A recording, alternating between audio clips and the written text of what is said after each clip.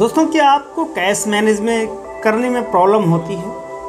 क्या सैलरी मिलने के बाद कुछ टाइम बाद ही आपके पास सारे पैसे गायब हो जाते हैं? अगर आपका पैसा आपके पास नहीं रहता तो आपको बार बार पैसे से जुड़ी प्रॉब्लम फेस करनी पड़ रही है, तो आपको ये बुक समरी ज़रूर देखनी चाहिए, क्योंकि इस बुक समरी में लेखक ने एक साफ साफ बताया है कि आखिर आपके पैसे जाते कहाँ हैं। शायद आपको ये लगे कि इस किताब में पैसे की जो बात की जा रही है उससे बड़े बड़े मुश्किल फाइनेंशियल टर्म्स के बारे में बात की जाएगी, लेकिन ऐसा बिल्कुल नहीं है, क्योंकि इस किताब में ऑथर ने पैसों के बारे में बहुत ही आसान शब्दों में समझाया है। ये किताब वो हर इंसान को पढ़नी चाहिए जिसे अपने पैसों कमाने के चक्कर में बचत करने से प्रॉब्लम हुआ करती हैं, खासकर स्टूडेंट, टीनेज, एडल्ट। अगर डेब्ट, इक्विटी, एसेट, इन्वेस्टमेंट, ये चार शब्द कुछ ऐसे हैं जिन्हें सुनकर के किसी नॉन फाइनेंशियल व्यक्ति की बुद्धि चकरा जाया करती है, क्योंकि जो लोग फाइनेंशियल बैकग्राउंड से नहीं हुआ करते हैं उन्हें इसके बारे में जानकारी नहीं हुआ करती है। ये चीज़ें लोगों को बहुत ही उबाऊ सी लगती हैं। लेखिका कहती हैं तो friend, let us talk money की बुक समरी आप देखने जा रहे हैं। मोनिका हेलन है, इसकी राइटर रही हैं। वो कहते हैं अपना मनी ऑर्डर बनाइए कि आपकी लाइफ में कोई ऐसा समय रहा जब आपके पास खाने के लिए पैसे भी ना हो। मतलब आप किसी बेकरी शॉप पर गए हैं जहां जाने के बाद आपको ऐसा लगा हो कि आप पेस्ट्री खाने की जगह पैसे को रख लेंगे तो आपके ये पैसे बाद में काम आ जाएंगे। तो आपको बिल करने की चिंता हुई? अगर हाँ, तो आपको कहना चाहेंगे कि ऐसा कोई भी व्यक्ति नहीं है जिसे फाइनेंशियल कंडीशन खुद हासिल नहीं कर सकता है। आपको फाइनेंस को हैंडल करना बहुत ही आसान है। अगर आप इस चीज़ को ध्यान से समझेंगे तो आपको समझ आएगा कि आप हर महीने अपने बैंक को कमाई से भर दिया करते हैं। नियर अबाउट 80 से 90% लोग यही कर रहे हैं। हम में से आप लोग सभी लोग यही कर रहे हैं कि हम हर महीने अपनी बैंक को अपनी कमाई से भर दिया करते हैं। फिर इस बैंक में से थोड़ा थोड़ा पैसा अपनी ज़रूरतों के लिए निकाल लेते हैं और फिर इस बॉक्स में कुछ पैसे बच जाते हैं, तो आप उन पैसों को निकाल कर या दूसरे किसी और कामों में लगा दिया करते हैं। तो फिर आप अपनी रिटायरमेंट किसी दूसरी इन्वेस्टमेंट में क्या लगाएंगे? ये एक सही अप्रोच नहीं है, क्योंकि आप अपनी कमाई से खर्चे निकालने के बाद आपको उन पैसों को इन्वेस्टमेंट के लिए इस्तेमाल करना चाहिए। कुछ आपको इमरजेंसी के लिए भी होना चाहिए। Don't state that cash. आपको ये समझ अगर नहीं आ रहा है कि आपका पैसा आखिर महीने के लास्ट में कहाँ जा रहा है, आपका लोग कहते हैं कि पैसा पता नहीं कहाँ चला जा रहा है, पता ही नहीं चल रहा, तो आपको सबसे पहले सिर्फ 2 चीज़ों पर ध्यान देना होगा। पहली चीज़, आपका पैसा कब आ रहा है, और दूसरी कि सबसे ज़रूरी चीज़, आपका पैसा कहाँ जा रहा है। हाँ, शुरुआत में आपको ये कुछ ध्यान देने में कुछ ज़्यादा परेशानी हो सकती है, लेकिन आप खर्च हिसाब कर करना होगा। आपको बोरिंग लगेगा।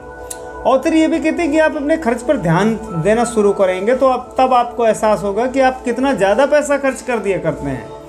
आपका ये कहना कि आप बिल्कुल खर्चीले नहीं हैं, कंजूस हैं आपकी गलतफहमी भी दूर हो जाया करेगी सर। आप अपने खर्च पर ध्यान देने से ही आपको पता चलेगा कि आप कैसे कैसे डिस्काउंट देख करके चीज़ें खरीद लिया करते हैं, और कभी कभी तो आपको जो चीज़ें खरीद लिया करते हैं उनको आपको बिल्कुल ज़रूरत भी नहीं हुआ करती है।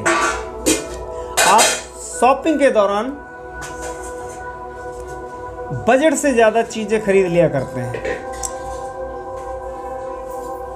तो मोनिका इन चीज़ों पे बात करती हैं कि खर्चों का हिसाब रखना बोरिंग तो है लेकिन बहुत ही ज़रूरी है। आप अपने पैसों को मैनेज करने के लिए लेखिका ने 3-4 अकाउंट के बारे में बात किया है उन्होंने कि आप अपने सबसे पहले आपके पास जो पैसा आ रहा है, आप पहले अकाउंट का नाम आप इनकम अकाउंट के नाम से रख सकते हैं। दूसरे अकाउंट का नाम स्पेंडिंग अकाउंट, आप खर्च करेंगे। और तीसरे बैंक अकाउंट का नाम होना चाहिए आपका इन्वेस्टमेंट अकाउंट। और एक सर मैं आपको अपनी तरफ से एक कहता हूं कि आपका अगर आप अकाउंट ही बना रहे हैं तो एक अकाउंट आपका होना चाहिए इमरजेंसी अकाउंट, क्योंकि इस तरह से आप अलग अलग अकाउंट बना करके अपने पैसों पर नज़र डाल सकते हैं। साथ ही वो कहते हैं कि मान लीजिए आपके घर के बगीचे में कोई मुर्गा है तो वहाँ घूमता रहता है, जिसे देखकर आपको बहुत अच्छा लगता है, तो क्या आप उस मुर्गे को खा पाएंगे? नहीं, क्योंकि जिस चीज़ को आप पसंद करते हैं आप उसे नहीं खा सकते हैं। ठीक उसी तरीके से हम किसी चीज़ को आइडेंटिटी या यूं कहें कि पहचान दे देते हैं, उसे खर्च करने पर हमें बुरा लगा करता है। एग्जाम्पल दे करके बात करें तो मान लीजिए कि आप अपने सेविंग अकाउंट में कुछ पैसे डाले हैं जिससे आप कुछ और करना चाहते हैं, लेकिन ज़रूरत के समय आपने पैसे निकाल लिए, और तो जब आप ऐसा करेंगे तो आपको ऐसा करने पर बुरा महसूस होगा और चीज़ आपको बेकार की चीज़ें खरीदने से भी रोकेंगी। मोनिका बताती है कि सेविंग अकाउंट में उनकी सैलरी आती है तो ज़रूरत के मुताबिक कुछ पैसे हटा करके स्पेंडिंग, आप इस सैलरी अकाउंट जो है, सैलरी अकाउंट 100% आ रहा है तो आप 60% आप अपने स्पेंडिंग अकाउंट में डाल दीजिए। आप 60% आप स्पेंडिंग अकाउंट में डालिए, आप 20% आप इन्वेस्टमेंट में, और 20% आप अपने इमरजेंसी अकाउंट में डालिए। 4 अकाउंट को आप हैंडल कीजिएगा, आप बहुत ही 2 से 3 सालों में ही आप 0 से करोड़पति बन सकते हैं। ये प्रूफ की हुई है। लोगों को जब भी कोई पैसा मिलता है तो वो बिना सोचे समझे ही खर्च कर दिया करते हैं, लेकिन आपको ऐसा बिल्कुल नहीं करना है। जब भी आपकी सैलरी के अलावा कुछ भी पैसे मिले तो आप उसे भी सेविंग अकाउंट में डालिए और उसे भी परसेंटेज के हिसाब से करिए। मोनिका कहती है कि इस तरह से अगर आप अपने पैसों को बैंक में डाल देंगे तो आप चाह कर भी पैसों को खर्च नहीं करते हैं, क्योंकि कैश आपके हाथ में नहीं होता है। लेकिन आगे आपको एक चीज़ और ध्यान करना होगा कि आपको यहाँ से ध्यान होगा कि आजकल ऑनलाइन भी लोग बहुत ज़्यादा आपको उससे भी बचना होगा।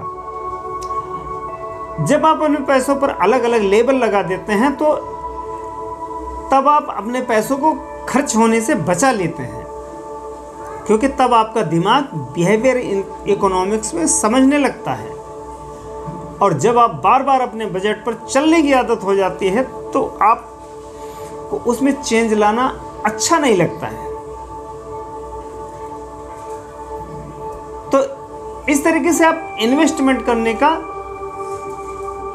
भी 3 तरीका मोनिका बताती हैं। पहले इन्वेस्टमेंट में आपको रिटर्न तुरंत मिलता है, लेकिन दूसरे और तीसरे इन्वेस्टमेंट में रिटर्न मिलने में आपको टाइम लगता है। जब आप इस तरह से इन्वेस्टमेंट करना सीख जाएंगे तो आपको पैसों को मल्टीप्लाई भी करना सीखना होगा और आप सीखते चले जाएंगे। इन्वेस्टमेंट की बात करते हैं तो आप सबसे पहले सेविंग अकाउंट पे, आप आम आदमी सबसे ज़्यादा सेविंग अकाउंट पर ही ध्यान दिया करता है, क्योंकि सेविंग अकाउंट ही आम आदमी जानता है कि सेविंग अकाउंट से ही पैसे बचाए जा सकते हैं। लेकिन ये आपका भ्रम पूरा का पूरा गलत है। सेविंग अकाउंट से पैसे कभी भी नहीं बचाए जा सकते हैं। वहाँ से 5 से 6% वार्षिक एनुअल वहाँ से ब्याज मिलता है आपको, और जो 100 रुपये आपने 100 रुपये जमा किया है 1 साल रखने के बाद आपको 5 रुपये वहाँ से मिलेगा। इतनी तो महंगाई बढ़ चुकी होगी, तो आप वहाँ से कुछ नहीं कमा सकते हैं। अगर हाँ वहीं से अगर आप चाहें तो वहीं उसी बैंक में अगर आप उसे FD के रूप में कर देते हैं तो फिर आप वहाँ से कमा सकते हैं। आप सेविंग अकाउंट से जब आप अपने स्पेंडिंग अकाउंट को, अपने सारे घर के खर्च को, आपकी अपने बच्चों की शिक्षा, आपकी घर की खर्च, सब चीज़ों में खर्च करने के बाद जो पैसा आप 20% आप इन्वेस्ट करने जा रहे हैं, इन्वेस्ट करना सीखिए। क्योंकि पैसा सेविंग करने से आपको कुछ भी नहीं होने वाला है। पैसा अगर आप अमीर बनना चाहते हैं तो आपको पैसा इन्वेस्टमेंट करना सीखना होगा। आप कैसे इन्वेस्टमेंट कर सकते हैं? आप सेविंग किया, आपने इन्वेस्टमेंट के पास आपके जो पैसे आए, आप उनको सबसे पहले तो आप बॉन्ड खरीद सकते हैं। बॉन्ड वो चीज़ है जैसे आप कहीं से एक कुछ कर्ज लेते हैं, डेप्ट उधार लेते हैं, आप उसका ब्याज दिया करते हैं। लेकिन बॉन्ड वो चीज़ होती है कि बॉन्ड आप खरीदते हैं तो आप दूसरों को कर्जा देने जा रहे हैं। ये प्राइवेट फंड भी हो करते हैं और ये गवर्नमेंट के भी बॉन्ड होते हैं, जैसे KVP और बहुत सारे डाकघरों के। अगर आप क्योंकि क्या होता है, कुछ लोग कंफ्यूज में रहते हैं कि प्राइवेट मैंने कहीं से लिया कोई बॉन्ड, अगर कंपनी बंद हो गई तो पैसे डूब जाएंगे। तो इसलिए आपको इन चीज़ों से, अगर आप शुरुआती इन्वेस्टर हैं तो आपको मैं सलाह दूंगा कि आप गवर्नमेंट सेक्टर में ही पैसों को इन्वेस्ट कीजिए। उसके बाद आप म्यूचुअल फंड में जा सकते हैं, आप शेयर मार्केट में जा सकते हैं। इन्वेस्टमेंट के सर बहुत ही रास्ते हैं, आपको इन्वेस्टमेंट करना सीखना होगा। जब आप इन्वेस्टमेंट करने लग जाएंगे वहीं से आप अमीर के रास्ते पे जाएंगे। अमीरी के रास्ता वहीं से खुलता है। तो दोस्तों, मैंने कोशिश किया आपको थोड़ी सी बातें बताने के लिए। तो आप ज़्यादा सीखना चाहते हैं तो आप इस बुक को आज ही ऑर्डर कीजिएगा। Latest talk to money, Monika Halan द्वारा लिखी गई बहुत ही बेहतरीन बुक है, आप पैसे को कैसे मैनेज करें। तो अगर ये बुक आपको अच्छी लगती है, ये मेरी वीडियो अगर आपको अच्छी लगती है, तो आप प्लीज़ इस चैनल को सब्सक्राइब कीजिएगा, मोस्ट वेलकम है। आप लाइक और प्लीज़ कमेंट कीजिएगा। आप मुझे आगाह करते रहिए कि मैं कैसी